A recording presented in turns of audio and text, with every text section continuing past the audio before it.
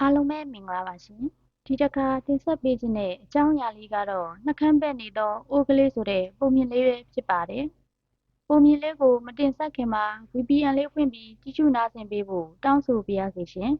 ။ဒါဆိုရင်ပုံမြင်လေးကိုဆက်လက်ကြည့်ရှုခန်းစားလိုက်ရအောင်ပါရှင်။တစ်ခါကလယ်သမားတစ်ယောက်ထံမှာအိုးကလေးနှလုံးရှိပါတဲ့ကွယ်။ပထမအိုးကလေးကတော့အကောင်းတိုင်းပဲဖြစ်ပြီးဒုတိယအိုးကလေးကတော့နှကမ်းဘက်လေးပဲဖြစ်ပါတဲ့ကွယ်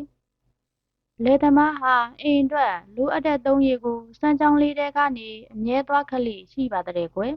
။အိုးနှလုံးကိုထဘိုးနဲ့ထမ်းပြီးအမြဲတည်လေးရှိပါတဲ့ကွယ်။အိုးကောင်းလေးနဲ့အိုးဘက်လေးနှစ်အိုးစလုံးကိုလယ်သမားကရေအပြည့်ထည့်တည်လေးရှိပေမဲ့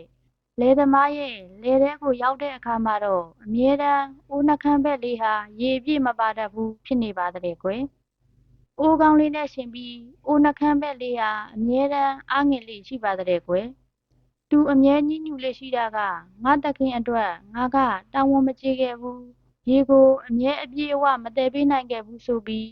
သူ့ကိုယ်သူအမြဲစိတ်တကြအားငယ်နေလေးရှိပါတဲ့ကွယ်။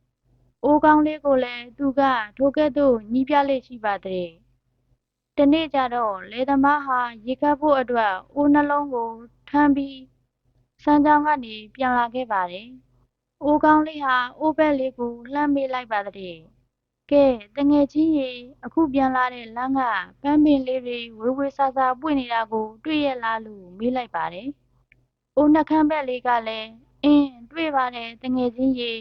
ပန်းပင်လေးတွေကတောပန်းလေးတွေဖြစ်ပေမဲ့ဝေးဝေးဆာဆာပွင့်နေတာလှလိုက်တာလို့ပြန်ဖြေပါတဲ့ကွယ်။အဲ့ဒီအခါအိုးကောင်းလေးက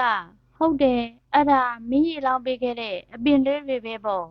မင်းကိုလယ်သမားကအမြဲတမ်းအဲ့ဒီပန်းပင်လေးတွေဘက်ကနေတည်နေတာအကြောင်းရှိတယ်ကွာမင်းရဲ့အိုးနှခမ်းဘက်နေရာကထွက်ကြတဲ့ရေတွေကပန်းပင်လေးတွေအတွက်ရေဖြန်းပြီးသားဖြစ်စေတာမို့ပန်းပင်လေးတွေဝေစာလှပစွာပွင့်လန်းလာရပြီးမင်းကြောင့်လှပတဲ့ပန်းကင်းလေးဖြစ်လာတာပေါ့လို့အိုးကောင်းလေးကပြောပါတဲ့ကွယ်အိုးကောင်းလေးရဲ့စကားကိုကြားတဲ့အခါမှာအိုးနှခမ်းဘက်လေးဟာသူ့တန်ဖိုးကိုနားလည်သွားပါတဲ့ကွယ်ဒီပုံမြင်လေးကကိုယ့်ရဲ့အားနည်းချက်ကိုပဲအာယုံစိုက်နေခြင်းကစိတ်ဆင်းရဲစေပါတယ်ကိုယ့်ရဲ့အားနည်းချက်ကနေအားသာချက်ဖြစ်လာနိုင်တယ်လို့အစိုးရကနေအကောင်းရှာတွေ့နိုင်တာလဲရှိနိုင်ပါတယ်လို့မိမောင်းထိုးပြလိုက်တာပဲဖြစ်ပါတယ်လူတိုင်းဟာသူ့နေရာနဲ့သူတန်ဖိုးရှိကြတာဖြစ်တယ်လို့ပြောချင်တာပဲဖြစ်ပါတယ်ကြည့်ရှုနာဆင်ပေးမှုအတွက်ကျေးဇူးတင်ပါတယ်ရှင်ယခုကဲ့သို့သောပညာပေးဗဟုသုတပုံမြင်များကိုအမြဲတင်ဆက်ပေးသွားမှာမို့ကျမရဲ့ YouTube Channel လေးကို Like and Subscribe လေးလုပ်ခဲ့ပေးဖို့တောင်းဆိုပါရစေရှင်။